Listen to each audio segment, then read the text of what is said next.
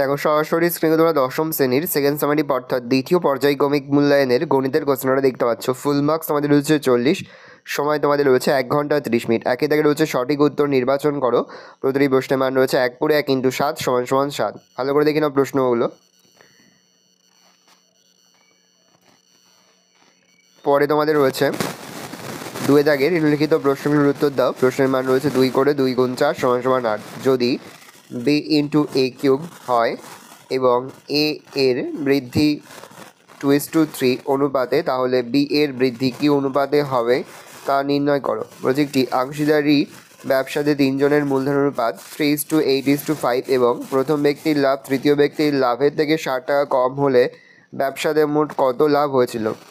যদি ও কেন্দ্রীয় বহিস্থ কোনো বিন্দু P থেকে অঙ্কিত স্পর্শকদ্বয় PA ও PB কোণ A ও B = 120 ডিগ্রি হলে কোণ APB এবং কোণ APO এর মান নির্ণয় করো। প্রত্যেকটি নিরেট অর্ধগোলকের সমগ্রতলের ক্ষেত্রফল এবং নিরেট গোলকের বক্রতলের ক্ষেত্রফল সমান অর্ধগোলক এবং গোলকের ব্যাসার্ধের দৈর্ঘ্যের অনুপাত কত। প্রত্যেকটি লম্ববৃত্তাকার শঙ্কুর আয়তন এবং পার্শ্বতলের ক্ষেত্রফল সংখ্যামান সমান শঙ্কুটির উচ্চতা ও দৈর্ঘ্য যথাক্রমে h একক হলে এবং r একক হলে 1/h² + 1/r² এর মান কত।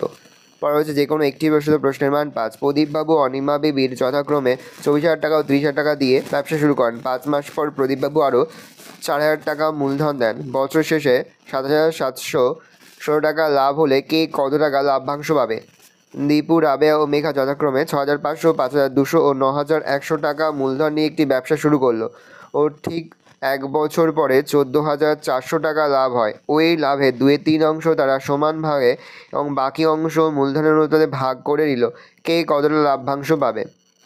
4 থেকে যে কোনো একটি প্রশ্নের মান 3। a × b এবং b × c হলে প্রমাণ করি a³/b³ + b³/c³ + c³/a³ × a/b/c a³ + b³ + c³ পরে সমাধান করো। x/x + 1 + x1 + x = 2 পূর্ণ 1/12%, x ≠ 0, -1। পরে হচ্ছে যে কোনো একটি প্রশ্নের মান 5। প্রমাণ করো বৃত্তের বহিস্থ কোনো বিন্দু থেকে যে দুটি স্পর্শক অঙ্কন করা যায় তাদের স্পর্শবিন্দু দুটির সঙ্গে বহিস্থ বিন্দুর সংযোগ সরলরেখাংশদ্বয়ের দৈর্ঘ্য সমান এবং তারা কেন্দ্রের সমান কোণ উৎপন্ন করে। বলেছে প্রমাণ করো যে কোনো সমকোণী ত্রিভুজের সমকোণিক বিন্দু থেকে অতিভুজের ওপর লম্ব অঙ্কন করলে ওই লাভের ওপর পার্শ্বস্থিত ত্রিভুজদ্বয় সদৃশ এবং ওই ত্রিভুজগুলির প্রত্যেক মূল ত্রিভুজের সঙ্গে সদৃশ। 6 থেকে হচ্ছে ও কেন্দ্রীয় বৃত্তের AB ব্যাস ও বৃত্তের উপরিস্থ P বিন্দু থেকে AB এর ওপর অঙ্কিত লম্ব AB কে N বিন্দুতে ছেদ করে। প্রমাণ করো যে PB² = AB × BN। পরে হচ্ছে 7 থেকে যে কোনো একটি প্রশ্নের মান 5।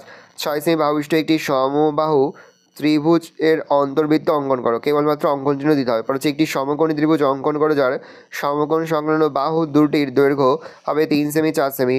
ওই ত্রিভুজের পরিবর্তে অঙ্কন করো। কেবলমাত্র অঙ্কন চিহ্ন দিতে হবে।